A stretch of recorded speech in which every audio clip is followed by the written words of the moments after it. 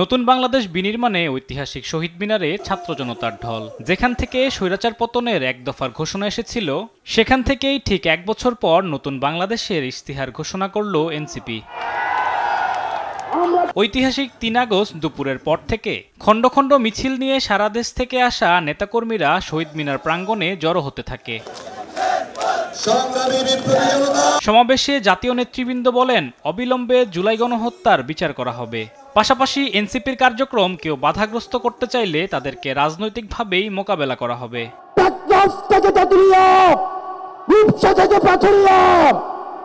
এনসিপির নেতা কর্মীর দিকে যদি কেউ চোখ তুলে তাকায়,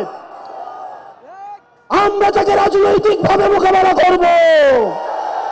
যে আওয়ামী লীগ, যুবলীগ, ছাত্রলীগের সন্ত্রাসীরা আমার সহযোদ্ধাদের রক্ত ঝরিয়েছে, সেই সন্ত্রাসীদের বিচার চাইতে এসেছি। পরে বিচার সংস্কার, নতুন সংবিধান প্রণয়ন, বাংলাদেশপন্থী পররাষ্ট্রনীতি ও শক্তিশালী প্রতিরক্ষা কৌশল সহ ২৪ দফা উত্থাপন করেন দলটির আহ্বায়ক নাহিদ ইসলাম। কেবল এক ফ্যাসিবাদী শাসক হটিয়ে আরেক ফ্যাসিবাদী ব্যবস্থার উত্থানের সম্ভাবনাকে জিয়ে রেখে আমরা নিশ্চিন্তে ঘরে ফিরতে পারি নাই। তাই ঠিক এক বছর পরে আমরা শহীদ মিনারে আপনাদের সামনে দাঁড়িয়ে নতুন বাংলাদেশের, আমাদের সেকেন্ড রিপাবলিকের ২৪ দফা ইশতেহার ঘোষণা করছি।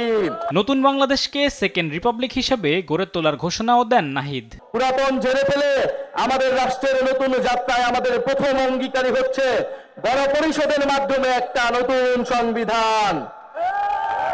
জুলাইয়ের আকাঙ্ক্ষা পূরণে আমাদের এই নতুন সংবিধান একনায়কতন্ত্র, পরিবারতন্ত্র, ফ্যাসিবাদী কাঠামোর বিলোপ করে একটি বৈষম্যহীন গণতান্ত্রিক, অন্তর্ভুক্তিমূলক ও জনকল্যাণমুখী রিপাবলিক গঠন করবেন।